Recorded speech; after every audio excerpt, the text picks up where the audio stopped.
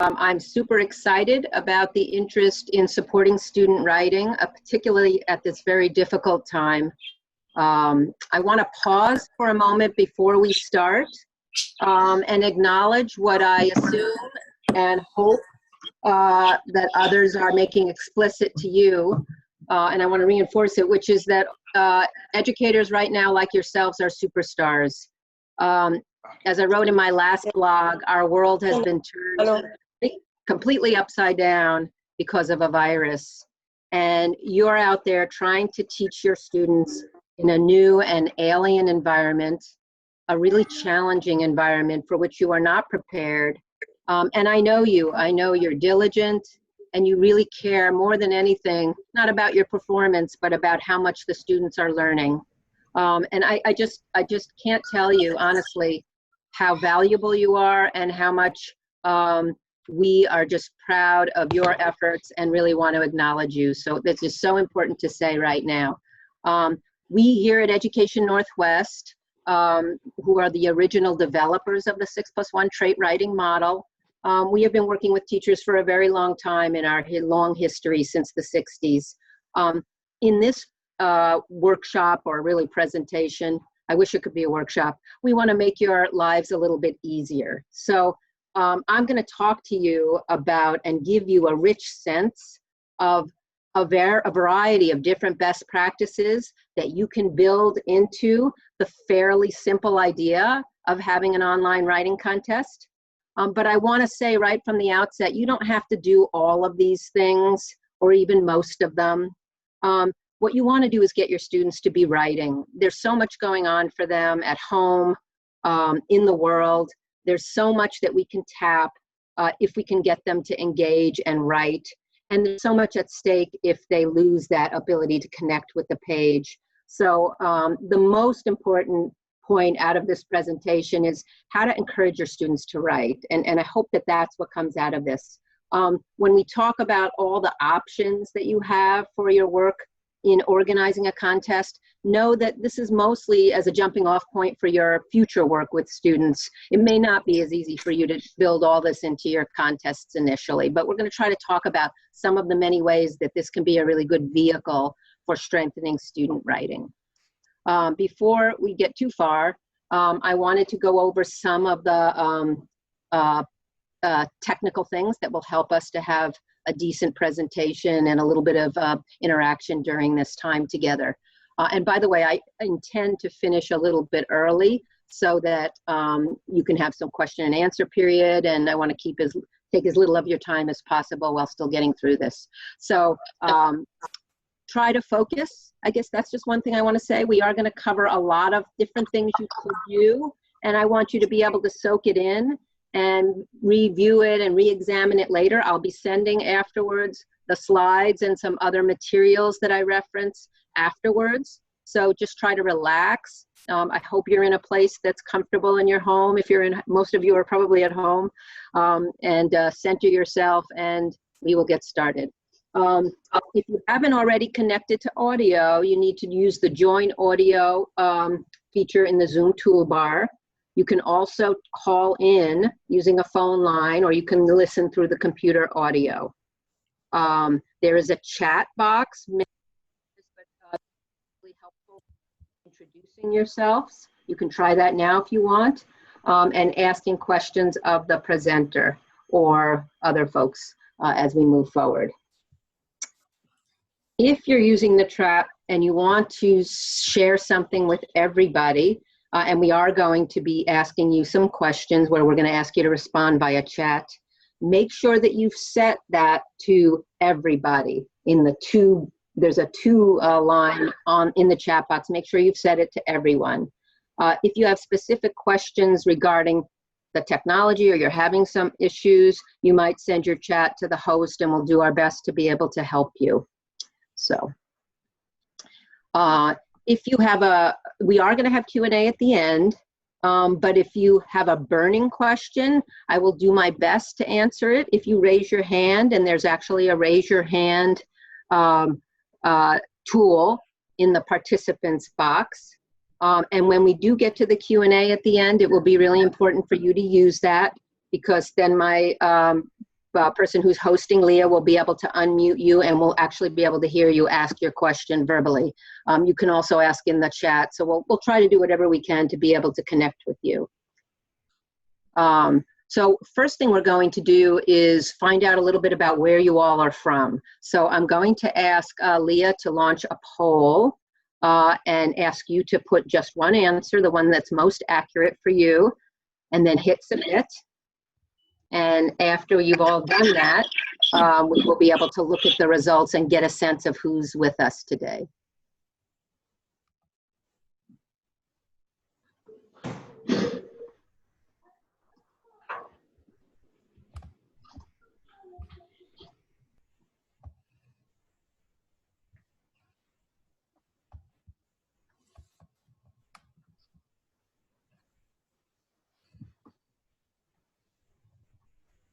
Please try to respond to the poll as quickly as you can.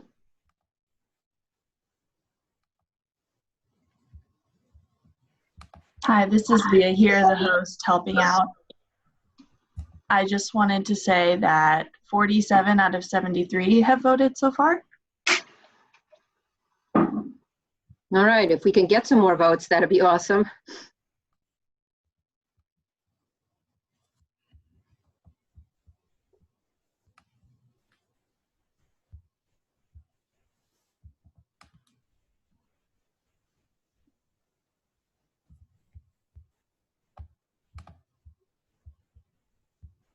If the poll isn't showing up for you, that's okay. You can just go ahead and type in the chat box where you're from. Northeast, so it's quite a bit later over there. That's Megan. Wow. Okay, so of the responses we had, and I recognize this might be an imperfect response pool, we have the greatest percentage of folks are from outside of the United States. And I do know there's a contingent of folks from Saudi Arabia, so I'm assuming some of them are from there. And then we have West Coast, Pacific Northwest for sure, 32%. And you can see. So thank you so much, really helpful, and that's terrific. Next question, and it's also a poll, is to find out which grade levels you teach. And this will be helpful for me, so please pick the one that's the most accurate for you. Oh, you can pick more than one if there is more than one, I'm sorry.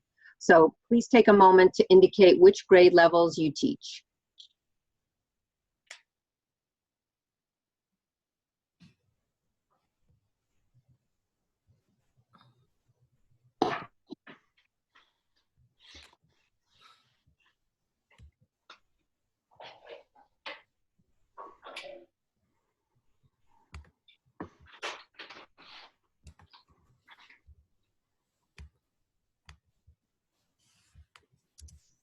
Right now we have about 56 out of 82 responding. Let's try to get a couple more.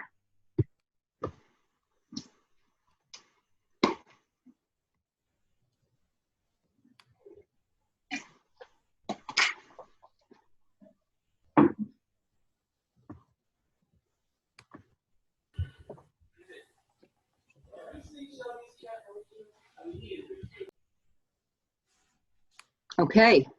Of the results that we have so far, and I see some coming in on the chat as well, the greatest percentage is grades 3 through 5, and then 6 through 8, middle school, pretty much, K through 2, and then 9 through 12, we have 20%, and other, which could be post-secondary or other,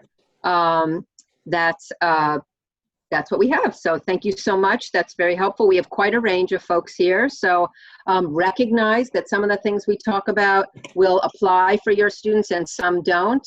And we are very happy, and I want to say this right before we dive in, to answer questions after the webinar to be able to help you adapt some of what we talk about to your particular grade level. We're going to do our best to give you a sense of your opportunities and then move on.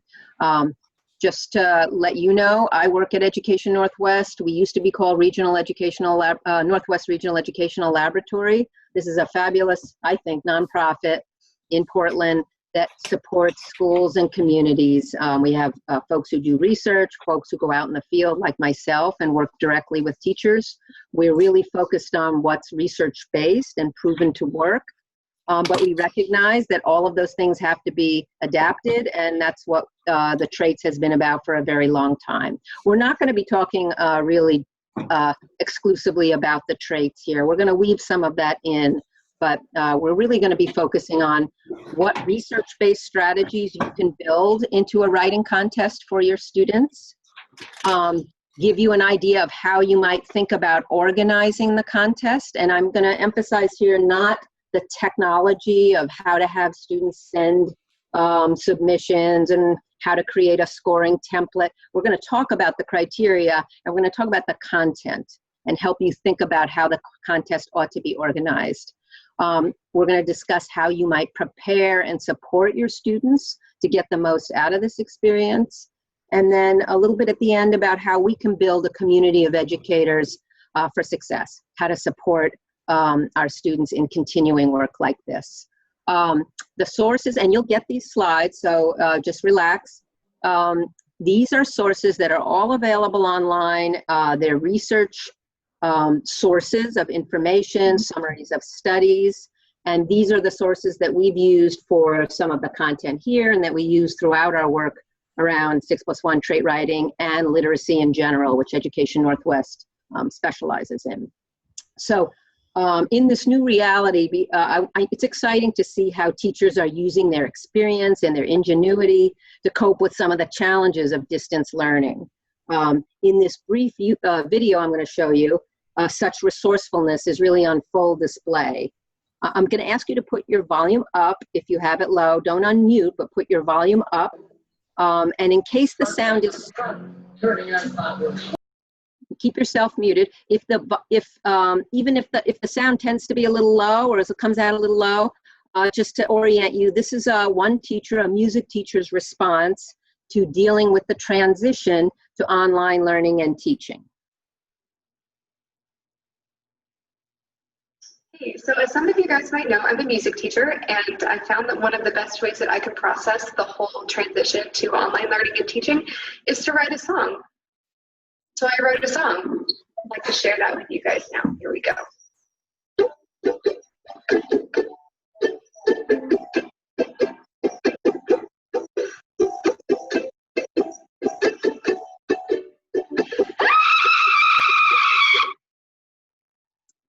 Okay, we hope that made you feel just a tiny bit less alone, and to know that others commiserate with you in the stress that is part of making a transition.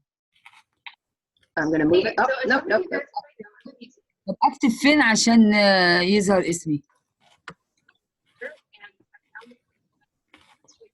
Sorry, hold on one second. I'm just having a little trouble going to the next slide.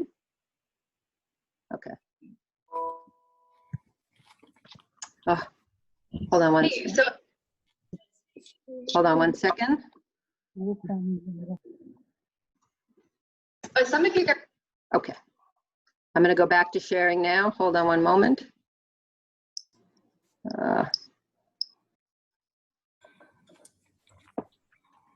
Are you all able to see that?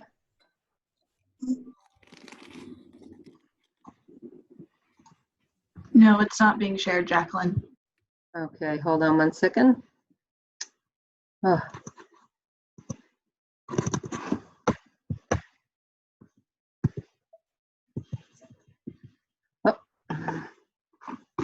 Sorry about that. Hold on one moment. Just a little technical difficulty.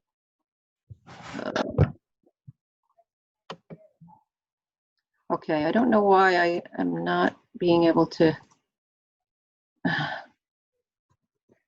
Okay. Huh. Hold on. I think I figured it out. Sorry about that. Okay. All right. There we go. Sorry. Why a writing contest? This is where we want to start. I think why is because, first of all, it's engaging to students essentially, and in essence, it's something that's motivating. And if you design it well, you can build in many research-based strategies into an activity that will also support student proficiency and autonomy. Hold on one second. I'm just opening my chat to make sure I can see all of you. Okay, very good. So without belaboring the research aspect of this, let me just point out that there are a number of strategies that can be supported by a writing contest. One of them is writing for a variety of purposes and audiences, depending on what the question is and the fact that others will be reading this writing, have an opportunity to do that.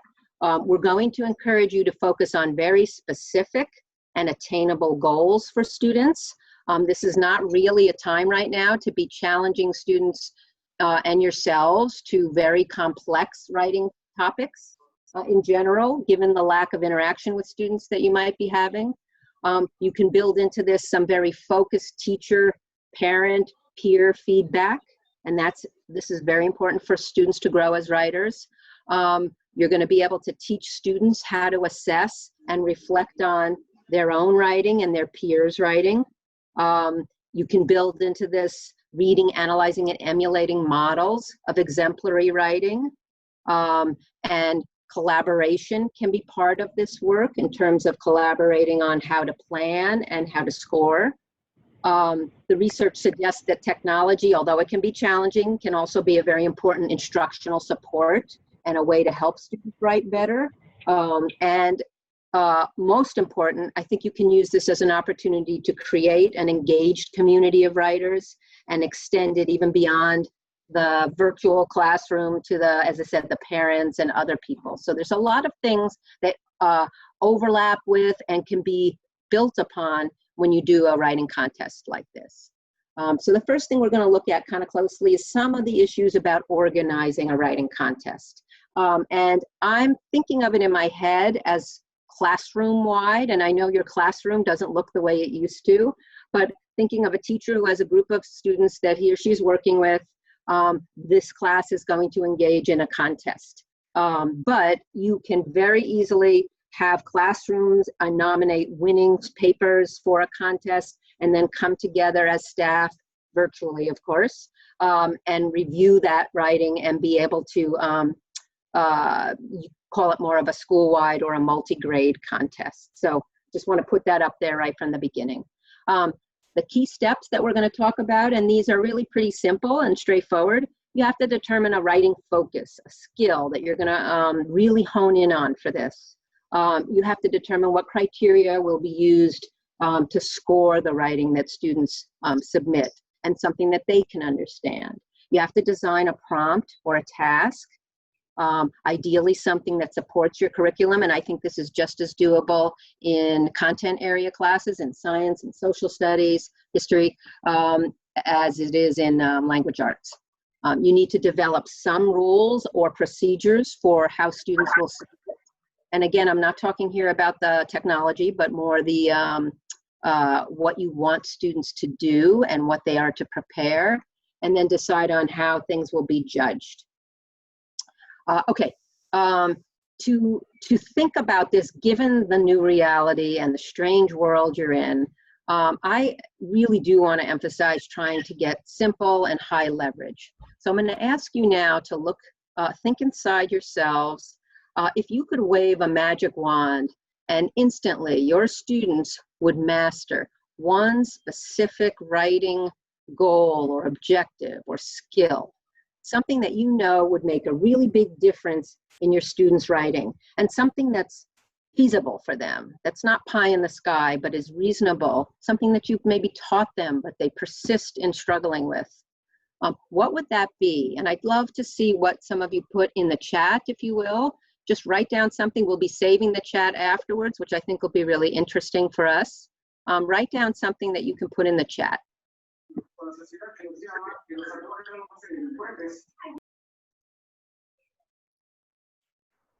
Oh, I'm seeing some really great answers already. It didn't seem to take very long for folks to answer that question, which makes a lot of sense to me.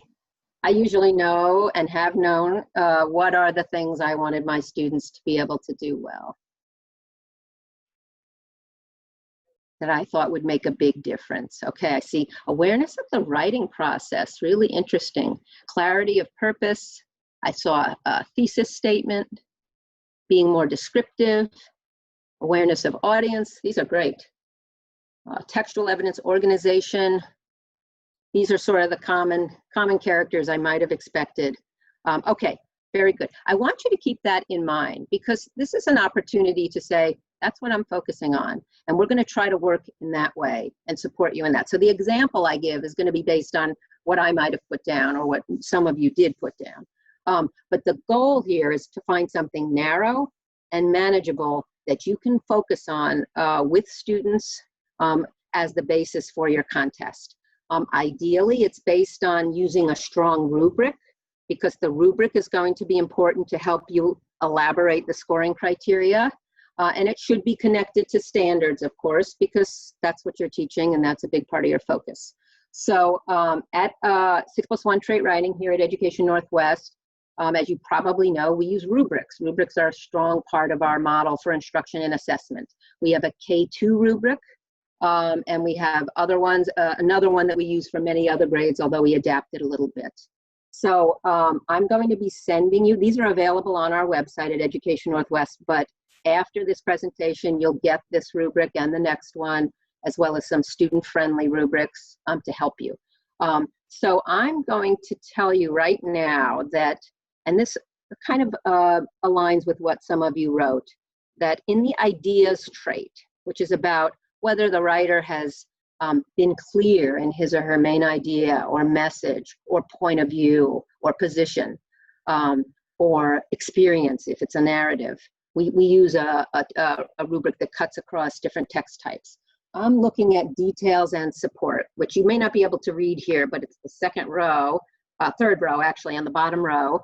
And this is about using specific and well-developed or vivid details. It also can be reasons if you're writing an opinion piece. But in my mind, for this example, I'm going to think of that. Our rubrics for older students are aligned with the K1-2, so they also have, and this is the bottom row as well, details, evidence, and support. It's a little different, a little more complex, but both of these focus on how do I develop my ideas? Some of you put that, idea development. Organization's really important too. And I would guess if we did a poll, we would see those two coming up quite a bit. Okay, so also going to want to look at standards. And I know that you guys probably know your standards well enough that you do not have to sit down and unpack them. But I would look for keywords that make sure that accords with what you're going to focus your contest on. And there's no difficulty doing that around details and support in any of the Writing Common Core standards. K1-2 uses the word details. 3, 4, 5 talks about descriptions, developing experience, descriptions that develop experiences or show responsive characters if it's narrative. In grades 4 and 5, concrete words and phrases and sensory details that convey experiences precisely. That's really important. But you know that, so we don't have to go on about that. For grades 6 through 12, for my example, one of my examples, I'm just going to say, let's focus on the argument. Or opinion writing for younger students. In middle school grades, we want students to be able to support their claims with clear reasonings or logical reasoning. It's a little different in the different grade levels, and relevant evidence. And in 9 through 12, the most relevant evidence, especially in grades 11 through 12, should be used to develop a claim and a counterclaim fairly and thoroughly. And the standard also calls for pointing out strengths and limitations of both. So in both cases, we're finding something that's central to the standards and also something that you identified probably right off the bat, which is it's important to my students. These are the goals that I'm going to use to sort of talk to you a little bit about the focus for your contest. So in this imaginary example, and this is one you could definitely use, for the very youngest students, it would be use specific, interesting details to help the reader understand the story. And in our K1-2 rubric, you'll see that pictures, students' illustrations, are also included in the scoring, in addition to whatever writing the student is capable of doing. So it is possible, we use the K1-2 rubric with the very youngest writers, pre-K, K1, and they're drawing pictures, but they're still communicating ideas. And the more detail they put into those drawings, the more on an ideas rubric, in the ideas rubric, the higher their score would be. And the rubric permits that, and you'll see it when you have one if you don't have it already. If they can write and they add details, that's what we're going for in this particular contest. For the upper elementary, you might be able to talk to your students about using more specific, powerful, striking, vivid details, descriptions, and or examples. You might be able to talk to them about how the story has a main idea, something you're trying to show, like that you love a particular place, or this is your favorite person. The language I'm using here would need to be adapted to what you've used with your students before. And that's a really important point to understand about rubrics and trying to take criteria that others have developed.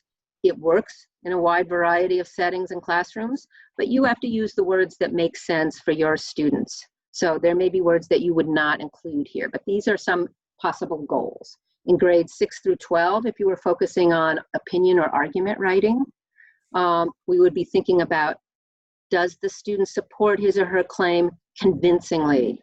Does he convince you? Are there specific relevant reasons and evidence used? And also for the older students, do they develop and address a counterclaim? And if they do they develop and address it thoroughly and fairly? So there's still a lot here, and I would recommend focusing in on the smallest piece that you feel comfortable asking your students to work on somewhat independently.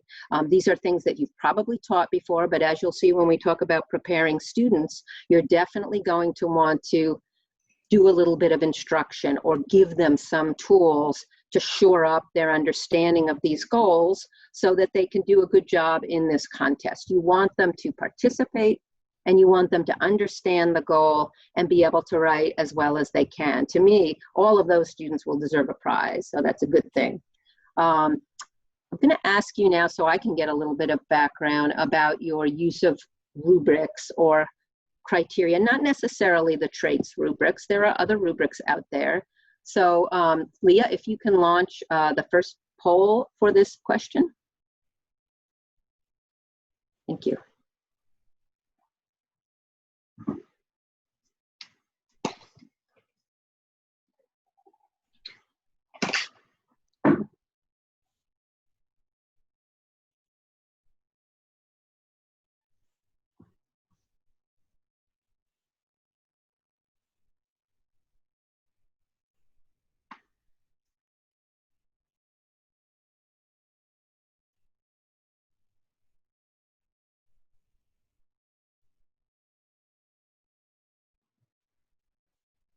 And this can, 53 of the 89 have responded. how many? 53. 53, okay. Well, let's see what they said. Okay, some people aren't seeing it. I'm so sorry that some of you are not. 80% of you said, yes, I have demonstrated use of rubrics with your students. Well, that's fabulous. This was a newer thing way back when the traits came out, and people are much more accustomed to using rubrics. And that's not just for writing. I mean, people use them for assignments, they use them in content areas, and that's fabulous. Okay, next question for the poll, if Leah can put it up. I see Megan, I'm so sorry you're not always seeing it, but I'm glad you're responding on the chat. So if you can, yep, there you go.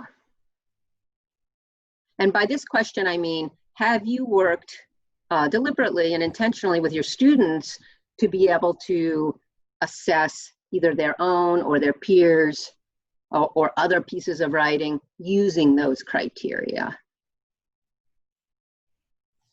The same rubric criteria.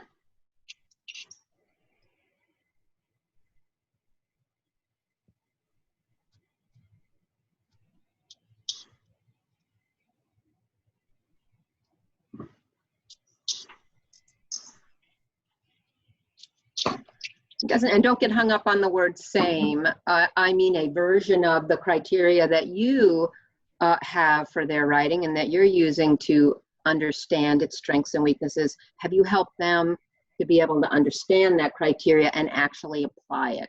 Because that's going to be part of the work of the contest. Ah, Very nice. 72% have said yes, 22% no, and 5% said I'm not exactly sure. Great, because I have to say in a lot of the presentations that I have done introducing the traits, sometimes the way the traits have been used at a school is the teachers have scored writing every year. You know, at the end of the year, they do a massive scoring project, and they've used all the traits, and they get the scores, and the district compiles them, and they get data back, and that's it. And they kind of hate me when I show up because I represent to them this very arduous task that maybe hasn't been part of their and hasn't been integrated with their teaching. So it's something they're doing in order to generate data, or maybe even to understand what they can about their students' strengths and weaknesses, but not as something that the students can learn. And if you know anything about the traits, and I could go on for hours about that, but I'm not going to, that's the power of the model, right? Is the students start to internalize those traits and that criteria, and they can apply it themselves, which is really powerful. Okay, thank you so much for that information. So you guys are a little bit more advanced, so that's really great. So given the manageable, narrow goals that we articulated earlier, and you will get this slide set with on a PDF, so you'll be able to use it and contact me if you have questions. For K-1-2 students, you might use a very simple 3-point rubric. And again, it's focusing on just one goal, which makes it very easy for students to focus on. It's not very cumbersome for teachers to kind of check student scores, which is something I'm going to recommend. Just 3 points. 3 is the highest. This entry uses many strong, specific details to tell the story. Now in K-1-2, we're focusing on a story. This entry uses some good details that help to tell the story. And 1 is it doesn't have any details that help tell the story. So this is being used for particularly the first bullet under goals for K through 5. We want to encourage students to be able to use details, and we want those details to help the reader understand the story. It's such a powerful skill.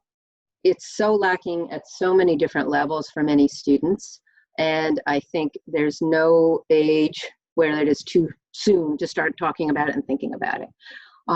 If you're working with upper elementary, a little bit older students, you may be able to use a 6-point rubric. You may also want to use a 4-point rubric. So, and we can help with that. We have versions of all of them, but this is one that might have as many as 6 criteria.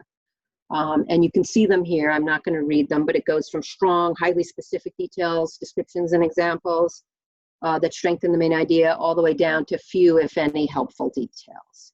Now, again, some of the wordage, some of the words you're going to see in my criteria, you're going to go, that doesn't work for my kids. They would not understand highly specific. You could say strong, specific details. Part of the magic that a lot of people don't realize with traits and rubrics is that you do have to adapt them. You have to make them work for your kids, but you want to have a flow that looks like this that can be applied. And we can help you with that. We're going to send you a student-friendly rubric that gives you language to play with, or you can use this as is. So this would be the criteria for a little bit older students. This was just to remind me to tell you that for the really youngest students, not even just the youngest, one of the things we work on is creating student-friendly rubrics. And although the one I send you will only have words, images can be really important too. And here you see a rubric that's focused on ideas, development of ideas, and it has 3 criteria at 3 different levels. Actually, it's 5, and they probably have a 2 and a 4 in there for in between. And there are 3 criteria, and the second one is about the details. Details enrich the theme, few details enrich the theme, details don't support the theme. This isn't the one I'm proposing for anything, but I just think it's interesting. And there's a metaphor in there. It says ideas that glitter. So this teacher has worked to introduce her students to the trait of ideas, and that's really helpful. But even if you haven't done that, you can still institute a contest like this. You're just going to want to make sure that your students understand the scoring criteria. This longer one is for grades 9 through 12, so we're expecting more fluency with rubrics from students. We're expecting them to understand more of the expectations. for writing, particularly around argument writing, which could be challenging. 6 is highly specific, credible information and evidence that supports the claim convincingly. And then I added with after the semicolon, you might want to add to that, develops and addresses a counterclaim. You can also leave that off and just focus on the first phrase. But this is a 6-point rubric that's focused on whether students can support their claims convincingly with specific relevant reasons and evidence. And if you wish, the counterclaim as well. So these are rubrics that we have seen many schools use with their students. And what you want to do is make sure that you've given them some training, which we'll get to in just a moment. Before we move on to the prompt, I wanted to emphasize that, and I'm sure people will bring this up, a contest isn't meant to make students feel badly about their writing. They have more than enough opportunities to feel that way. Hopefully not from any of you, but we want to support students to write. We don't want to squash their writing. So I think it's really important to think about whether you want to have some other ways that students can win. And I put it in quotes because you could even have participation is a win. Everybody who participates gets some sort of acknowledgement and some sort of reward. I'm not sure what kind of reward, but and you can look at students just want to pick the one they like the best. You know, which one of these pieces do you like the best? Which one is most unusual or creative? Which one has the best drawing? The drawing is actually the most interesting. Which is the most improved? Something you can do if you build in a step where drafts are submitted from the teacher. Submitted to the teacher, and the teacher reviews them, and the teacher could make that determination. So just something to think about, because we don't want to foster extrinsic motivation only, like I write to win things and to be recognized.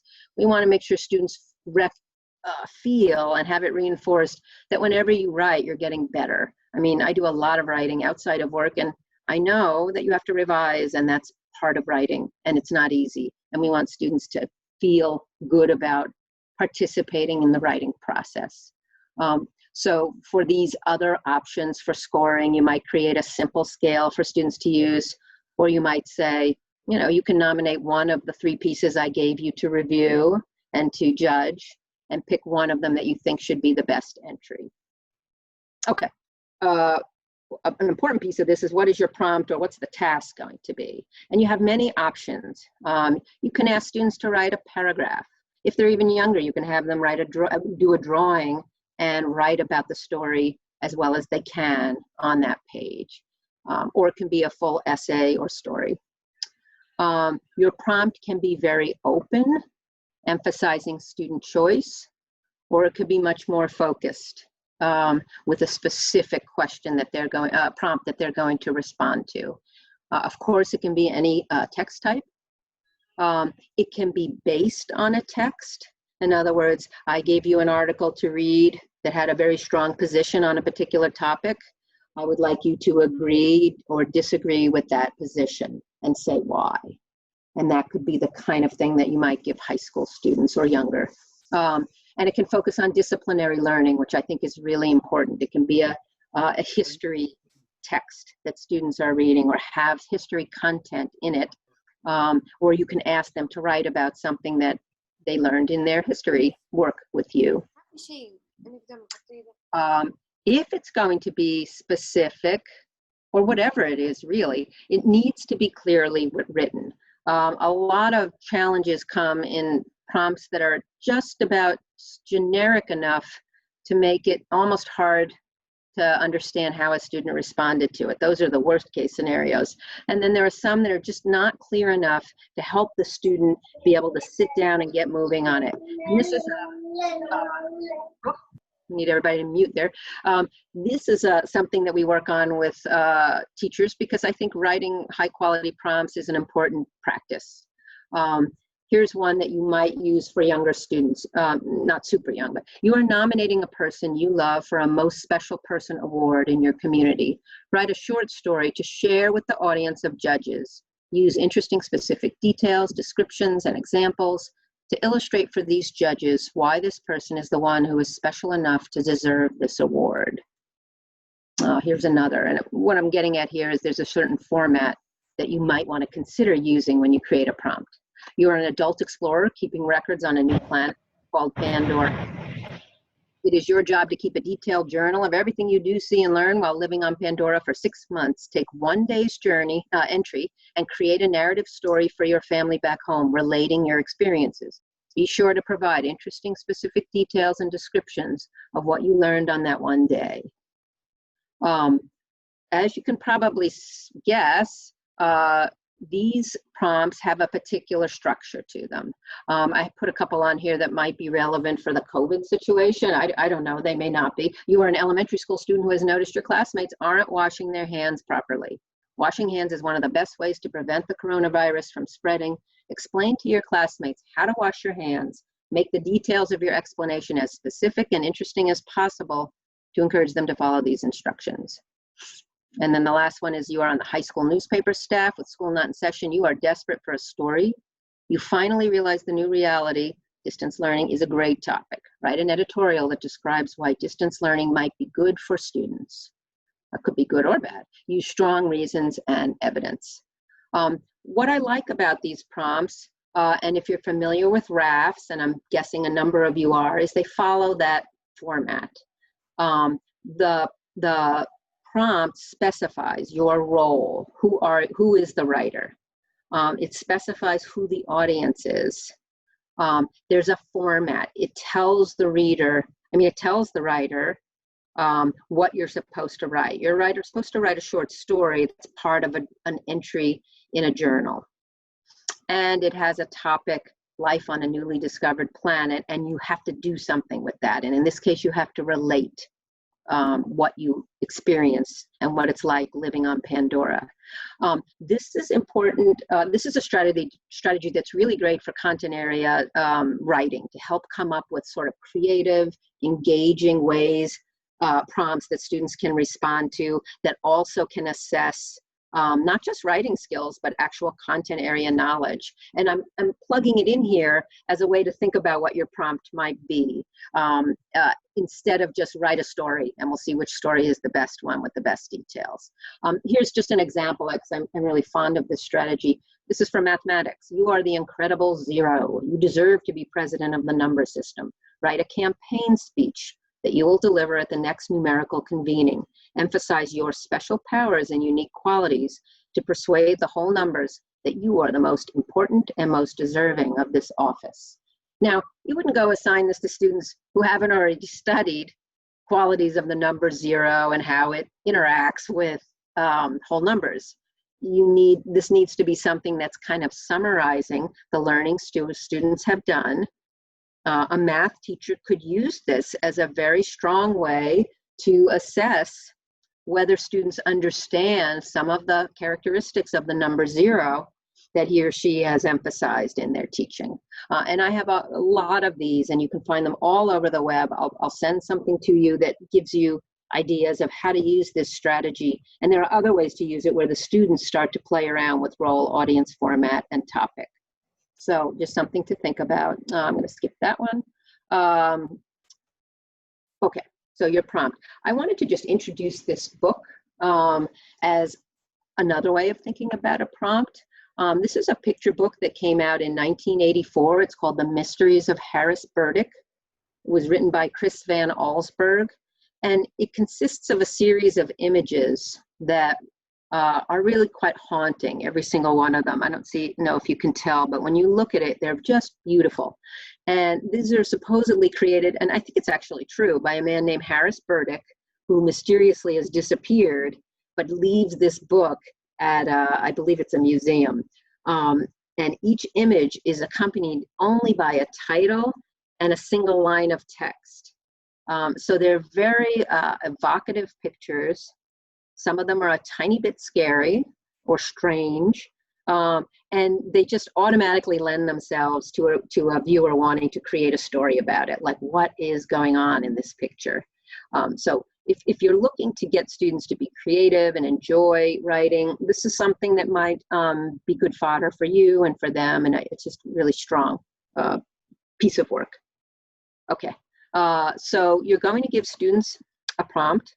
You're going to, and I haven't talked yet about how to prepare them to do their best, but just some of the organizing the contest issues to submit. This can be just send it in, and you as the teacher collects them and decides how they're going to be judged, and we'll talk about that in a moment. But you can also build in a step where they have to show it to either a peer or a parent, and they have to ask if they've achieved the goal that you put out for the contest. So if it's using specific details to help tell the story, they might ask their parent, you know, do I use details that have been helpful? And they might get some feedback from their parent. And I think that's a really nice way to extend the community a little bit, get parents engaged. They can talk about what they're supposed to be focusing on for this contest.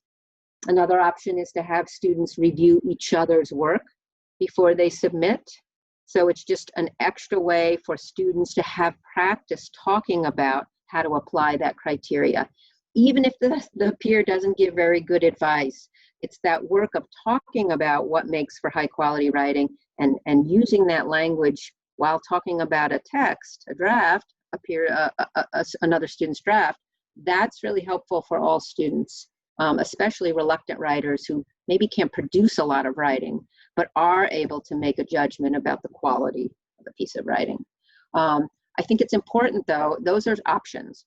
It's important that the students submit their piece with a self-scoring. You gave them a 6-point rubric. Where did they put themselves? And a couple sentences about why. This is going to give you very valuable information about whether they understood the criteria, where, you know, you can go as far into this as you want. And I don't know that now's the right time, but, you know, regular classroom, this can be really important because you can look at those rationales to see if the if the students are able to cite some of their text to show why they gave it the score they did, and if they use language from the rubric that you give them. So something to think about. Judging. Judging can be complicated or simple, but I think you have to decide, is every student who wants to be a judge going to be allowed to be? Are they required to be? So those are some questions. You may give students different ways to participate. Maybe not all students want to read the samples and score them, but that's up to what kind of maybe background your students have in using a rubric criteria to look at other students' work. You may want to make sure that the students who are scoring are qualified, like you may want to have a little experience where you ask them to score something and you see if they can do it well. I don't know if I would do that because I'd really want to give them all a chance. But ultimately, you're probably going to do some winnowing where you make some final judgments. I think that's important. And as I say here and what it should be, again, they should have to give a score and a rationale, and you do want to review their work. It may be that they look at 3 pieces each and pick and only score those 3, or maybe they only score 1 and you only include as many students as judges as who want to be. But you want to be able to review that work and see whether their scores were pretty accurate. So that's very important. Okay, last part of our presentation pretty much is preparing and supporting students. And that's where, you know, I know this is a strange environment where you may not have the time to teach the way you have, but presumably the goal you pick, the narrow manageable goal you pick, is one that students are already pretty familiar with, so that's going to help a lot. But I'm going to review some strategies that we use and I've used with students. Before I go further, let me just ask you to use the chat for a moment, and if you have a pressing question or concern or just observation about what we've talked about so far, if you could put that in the chat, that would be really great. And I just want to take a look at what sorts of things are on your mind, and then we'll continue.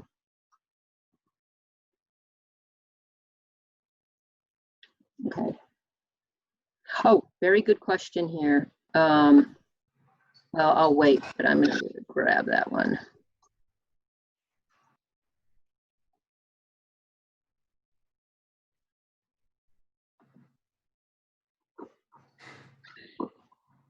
we're going to save this chat too, which is going to help me to understand how to continue to help you if you're interested.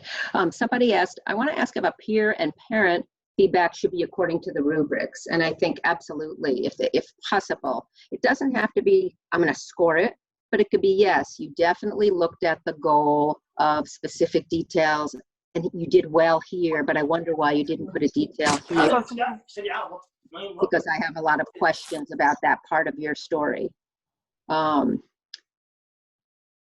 Oh, interesting question. How do you see a contest as different from more traditionally framed assignments? Oh, well, I guess the way we've interpreted it here is we're taking advantage of the fact that students can be competitive. The other thing I've noticed is, and I don't mean that in a bad way, that they want to be recognized. Yeah, I think that is a good question. And they also, they want to be recognized and they love to score. I mean, if you've ever been in a school that's using rubrics really effectively, or you probably know this, they love to do that. I mean, they will score your work. If you bring in a really crummy draft that you've written, they will have a blast telling you why it's a 2, you know, on a 6-point scale, and they will show you, and they will demonstrate skills of evaluation that you've never seen before, because they enjoy that. They enjoy getting a chance to, usually to apply that criteria to something and say no, and they have opinions about it. So I think that we're trying to take advantage of that in this contest. Teachers use the traits in very similar ways or other rubrics in traditional assignments.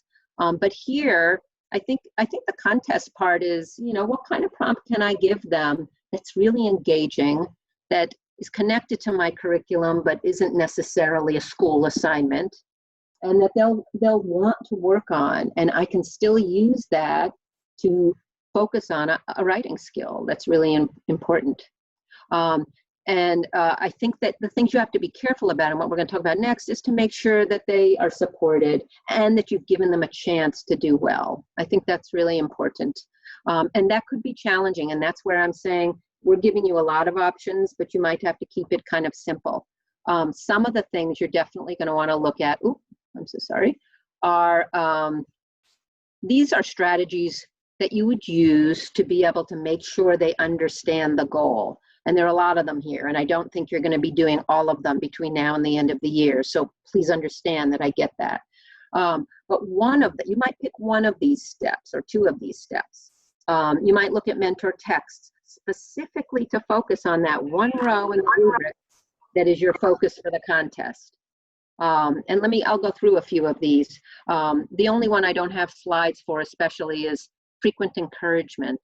I think it's really important to check in on students. If you're giving them a week to develop their entries, you want to check in on them. You might even daily want to write them and say, how is it going? Does anyone have a question? I'm happy to read a draft. The point of this isn't to make it into a on-demand prompt like the SBAC that we have in the US, or, you know, you want it to be an experience where they have some engagement and they work with somebody if they want to make it as strong as possible. And you want to report on how students are doing if you can find that out. So you want to be able to say, I've heard things are going really well for students, and some people are worried about this part of the prompt or this aspect of the article I asked you to read. So just check in on them. Okay, let me move on though to some of these steps. Okay, looking at text, and these are just 2 that I and some of the other folks who train here are very fond of for the particular skills that I used in my example for younger students. All the Places to Love by Patricia McLaughlin is a very beautiful book narrated by a young boy who lives on a family farm, and every member of his family, his extended family, grandma, parents, siblings, actually no siblings, love this farm, and they each love a different area in the farm, the meadow and the fields and the backyard, and there's a barn. But it's the beautiful details that the writer uses to evoke how much this boy and his family love this place. And it's very, very rich, very poetic in some ways. And I think it is a great mentor text to use with students to help them see how powerful details can be, how detailed details can be. I mean, there's quite a bit of writing. It holds students' attention. And it really does convince you that this boy and his family love this place. It's the lovingness of the details. And I know some schools that have actually worked on studying this text with students, talking about it, analyzing it, and then they go and have a prompt. And this could be a contest. This could be the basis for the contest. Write about a place that you love and use details to make that place come alive for the reader so that the reader understands your feelings, something like that. This would be a good book to look at, to think about using. Insects, the most fun bug book ever by Steve Collard. Steve Collard is just like a genius. And when he writes about bugs, he really makes it fun. It's engaging, it's interesting, it's hilarious, and it's chock full of biology details. Not just about bugs, but about the interaction of different species, about what it means to be a durable species. It's a fascinating book. And the use of the details is something that can really come to life when you read that book. And if you were going to have students in a science setting or for a contest that might be organized around some animal that they've studied, tell us why the animal that you've studied is fun or is interesting or something. Try to, you could design a contest, you could constrain it to a certain number of species that you've already gone over with students and have them write something that would make any student be really interested in learning more about insects. Maybe it's ravens, maybe it's caterpillars, I don't know. So, okay. This is a book that I'm especially fond of. I don't have an argumentative piece, but this is a book called Soldier's Heart about a young boy who fought in the Civil War and about war and what it was like. He was quite young. He was 15 when he started. And it's just incredibly beautiful and a little bit heartbreaking, but mentor text that you've already either read with the students or so you can just remind them of it and show them an excerpt. Anything you can do to give them examples, strong examples of the particular skill around which you focused your contest. That would be really important. Another thing to do is to look at some strong and weak examples of the particular skill that you're teaching the students. This is one of my absolute favorite strategies. This is a student sample from a long time ago. We use it in a lot of trainings. It isn't one that the students have written in that class or in that contest. It would have to be one you've drawn upon or a colleague gave you. And this is about a vacation that the Redwoods took together. Last year we went on a vacation and we had a wonderful time. The weather was sunny and warm and there was lots to do, so we were never bored. My parents visited friends and took pictures for their friends back home. My brother and I swam and also hiked in the woods. When we got tired of that, we just ate and had a wonderful time. It was exciting and fun to be together as a family and to do things together. I love my family, and this is a time that I will remember for a long time. I hope we will go back again next year for more fun and an even better time than we had this year. We spent a lot of time in one of my classes talking about the use of details here, because there are details, but they're generic. They're not visual, they're not sensory, they're very bland. There's also some other challenges to this piece in terms of its word choice, but it's an example. And it got to the point where I would say to my students, your writing's sounding a little bit like the Redwoods. And they knew what I meant because we had looked at that example together. Then we have another one here. I'm not going to read it to you now, but trust me, and you'll see it in the slides. This is just the beginning of it, but it's extremely beautiful. I'll read the very beginning, but the details are what make it. The details and the examples, a little bit of visuals that the writer gives are really wonderful. I don't get along with people too good, and there are lots of typos in here and that the student made. And sometimes I am alone for a long time. When I am alone, I like to walk to forests and places where only me and the animals are. My best friend is God, but when I don't believe he's around, sometimes my dog stands in. I'm going to skip to a spot over here. Okay. Oh, he says, my dog's name is Fox because he looks like an Arctic fox. Fox and I used to live in this house with a pond behind. That pond was our property. The only thing allowed on it that we allowed was ducks and fish. If another person or dog would even look like going near that place, Fox and I would run them off in a frenzy. There were a lot of rocks around, so I would build forts and traps for anybody even daring to come near. The pond had a bridge that was shaded by willows, so on a hot day, me and Fox would sit on that bridge and soak our feet. Well, I would soak me feet. Fox just kind of jumped in. I'm just giving a sense of what I think is the quality of the details here. So what's also interesting about this, and this could come up in the Q&A, which we're about to get to, there's some real typos here and grammatical errors.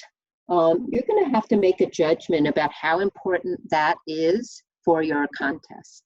One of the tenets of the trait model is you can look at one trait at a time. And you can, here I'm even encouraging you to look at one row in a rubric at a time, very discrete, narrow goal. So it would be unfair to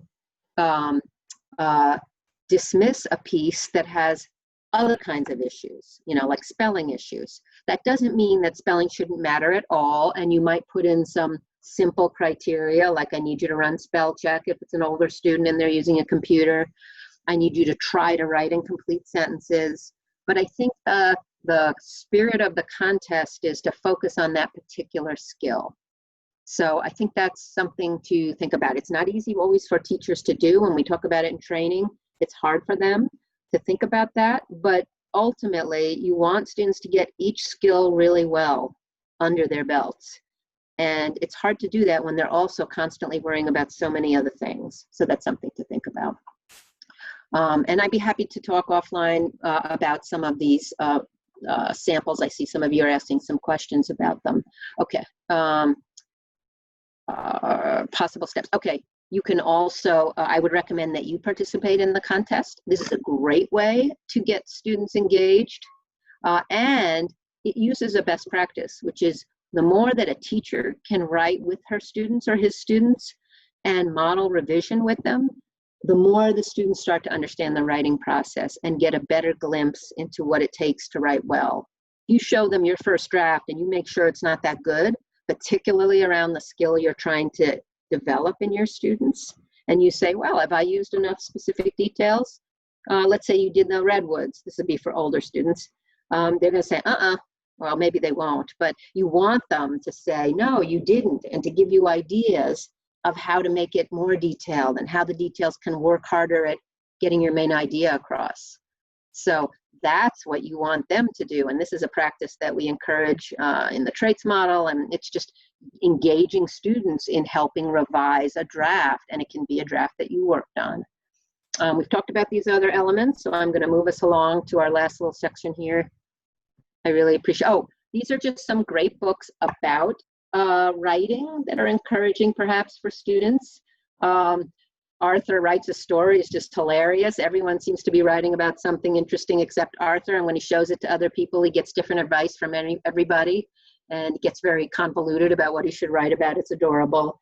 The other one, The Best Story by Ann Wilsoff, is very similar. Everyone has their own take on what makes a great story. Here are some other books about writing for slightly older students. And I think they can be fun to make available at some point to your students. So I'm going to pretty much end our presentation portion in about a moment.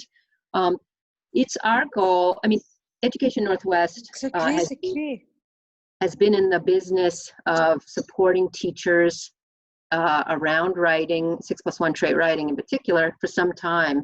And we depend on connecting with you. So it's my hope that in the interest that was stimulated in having some conversations about writing, and particularly how to support students in their writing during this difficult time and in the year that ensues, which I imagine will also be challenging, I want to propose that we do more than just share our slides and materials from today with you, but that you reach out to us to talk about what kind of contest you're organizing.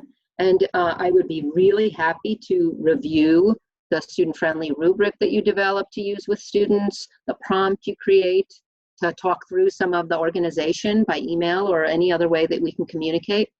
And another possibility that we'll pose to you in the exit poll, which is very short, which we're going to ask you to do, the exit survey, is are you interested in kind of staying in a little bit of a community where we post things to you about the contests that you've tried or about other resources you can use to support students in their writing. This would be a good thing for the field. It would be a good thing for kids. And we're very interested in helping you to have supports and connections.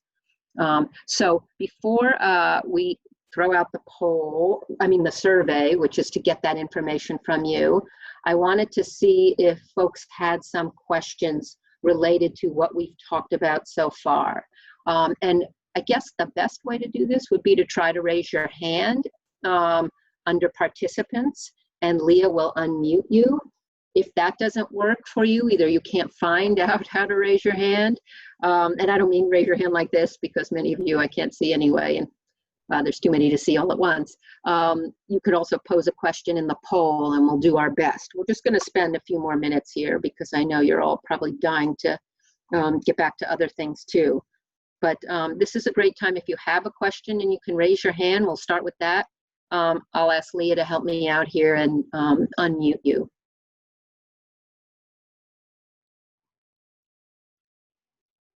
I'm not seeing anyone, so I think that maybe we should just stick to the chat.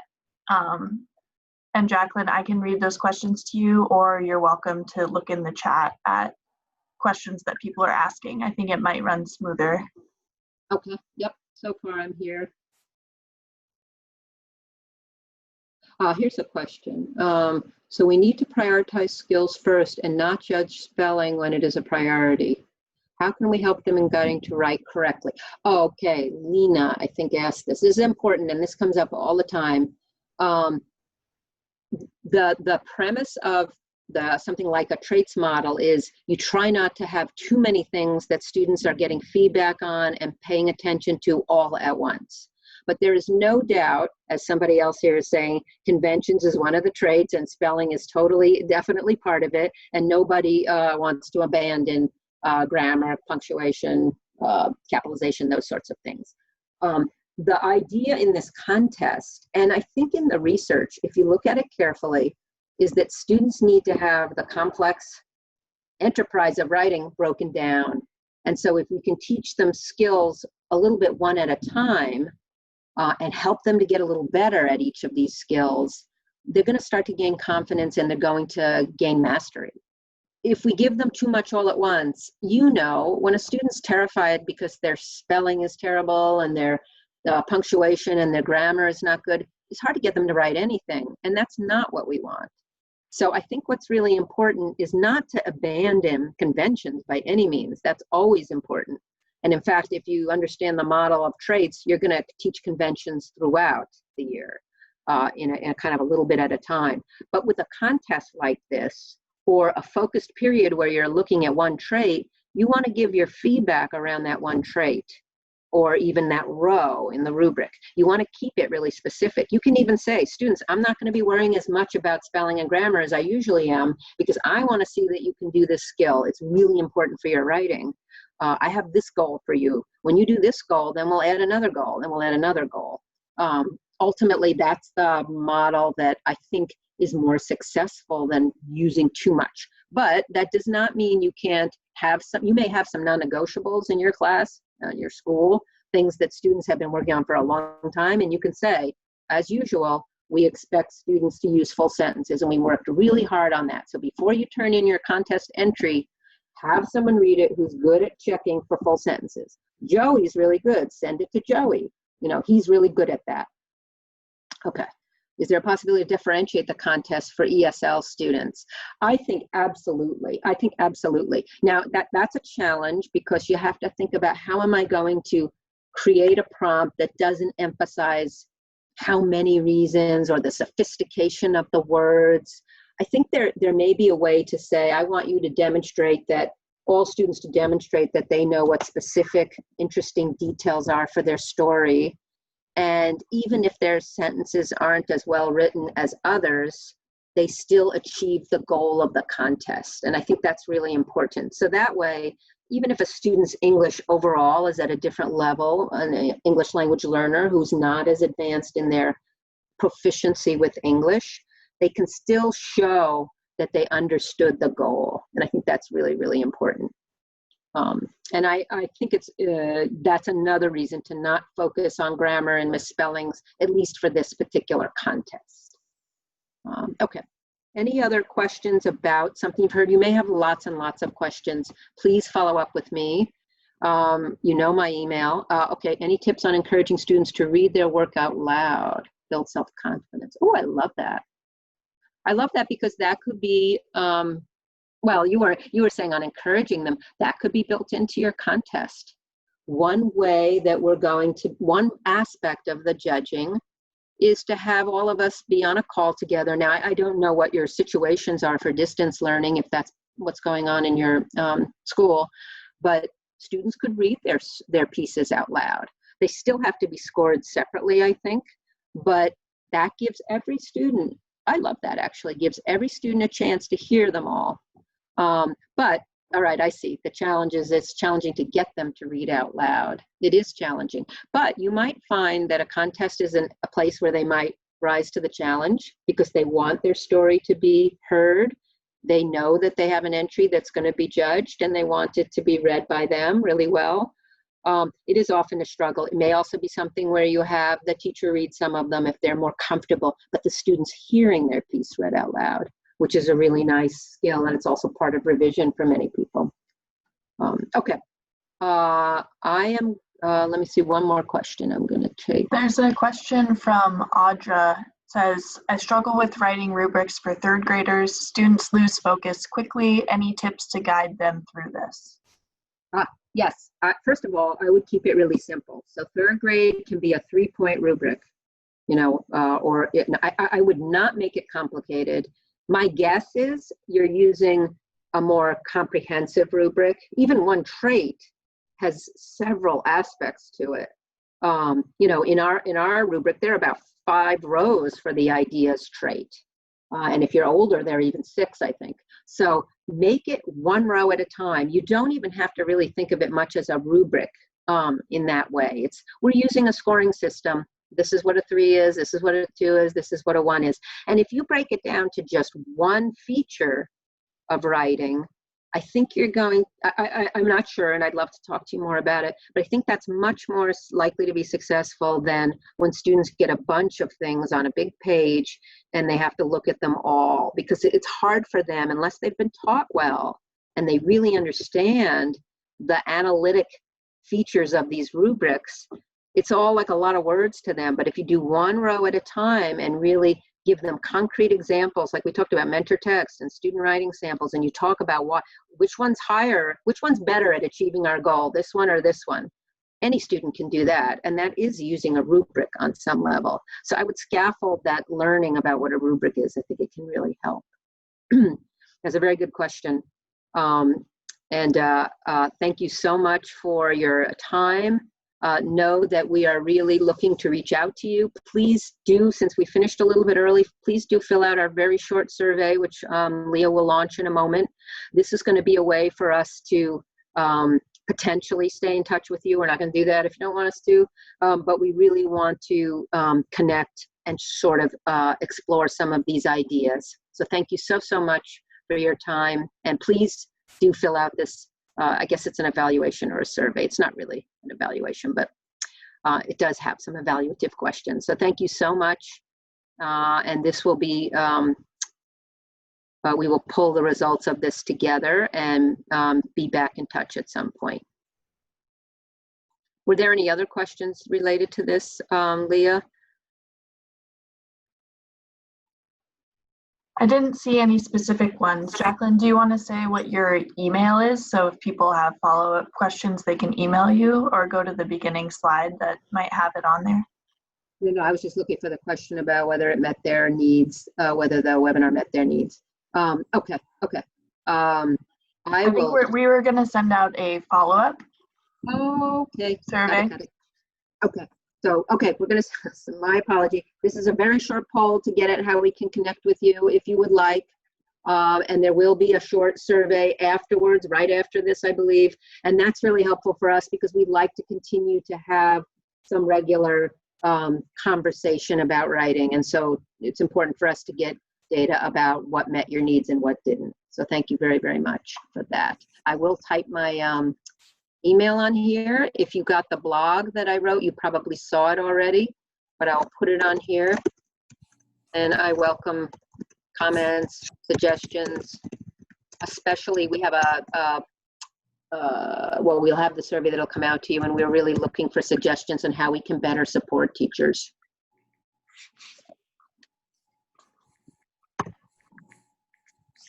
Jacqueline, are you willing to keep answering questions? There are a couple that are coming in on the chat now.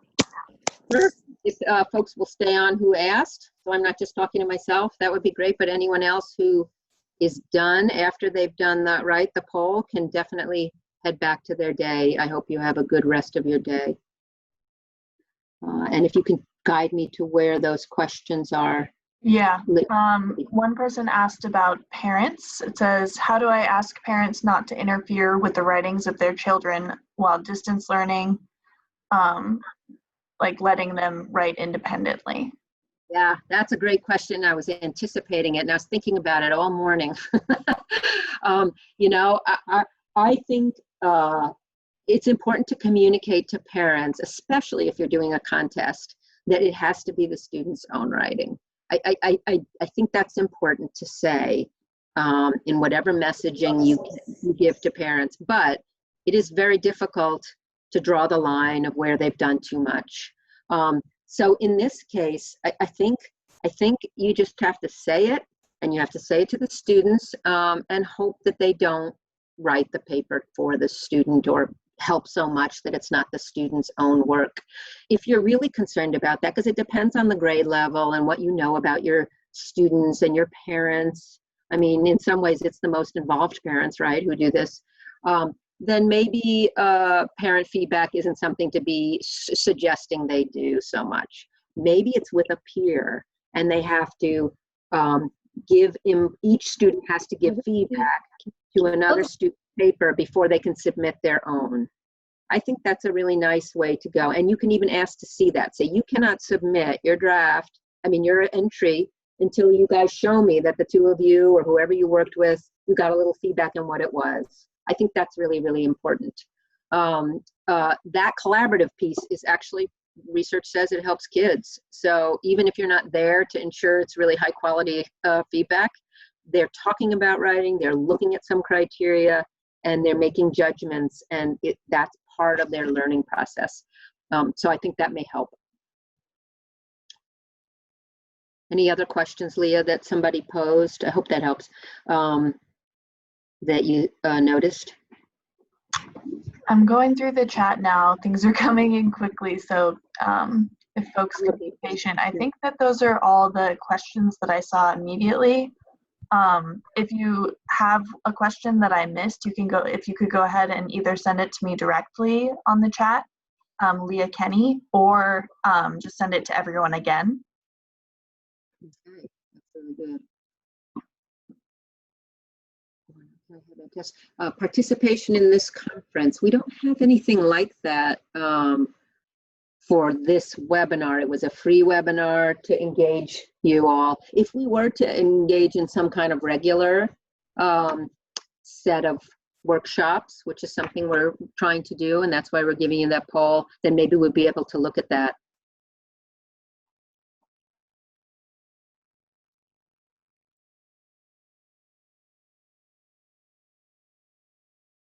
Oh, this is an interesting question. You will get a recording of this webinar to review afterwards.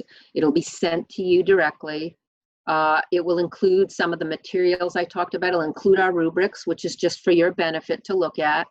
We're in the process of making some tiny revisions to them, so I'll also let you know when we do the new one. We always revise them every once in a while with feedback from the field. And we may send some kind of a summary of what the decisions are you have to make for your contest. And I hope that that is helpful Somebody asked about the piece that was shown. Was it a first attempt or a student's attempt after feedback? I think both of them were after some feedback. If you're talking about the Redwoods and Fox, they were not first drafts. Although I think that the student who wrote the Fox piece may not have worked on it anymore because I don't have any other drafts, but they weren't first drafts. They're complete pieces and they hang together, both of them, pretty well, but they're very different.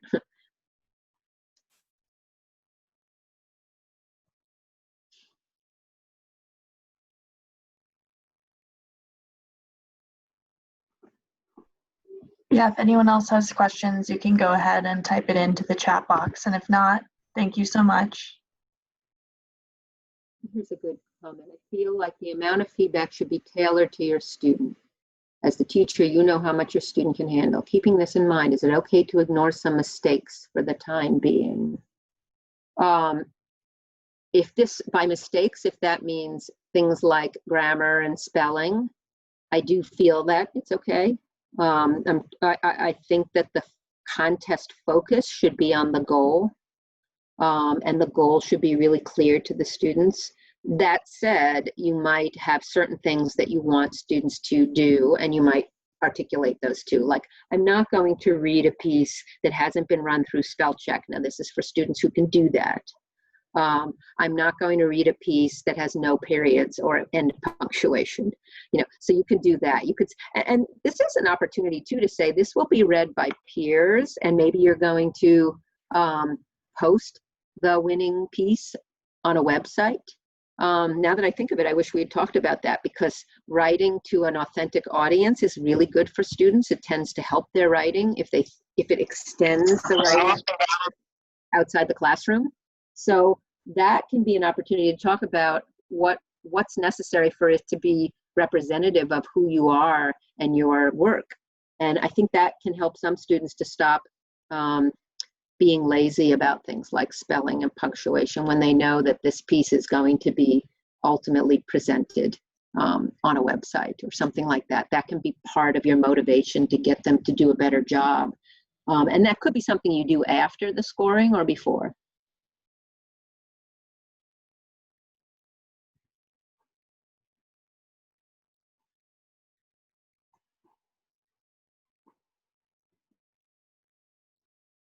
We still have a few more minutes, so if someone wants to post another question, that's perfectly great.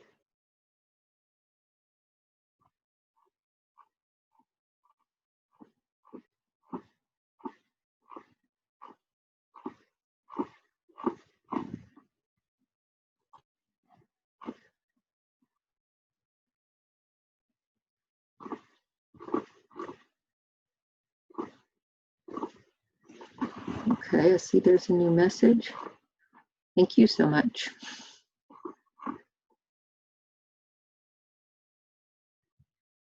Great, whoever wrote from Chatham, oh, I'm glad you got on ultimately. Would love to hear more about that, because we get these questions a lot, and I'm always interested in expanding that conversation.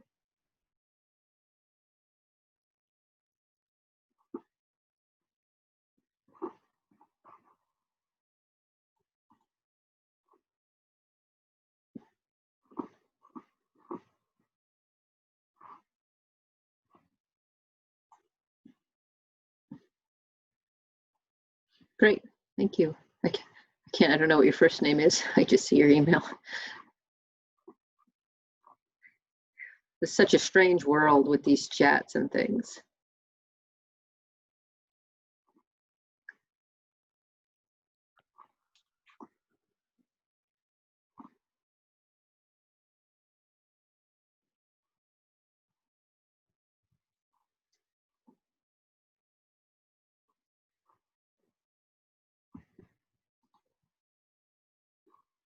Thank you.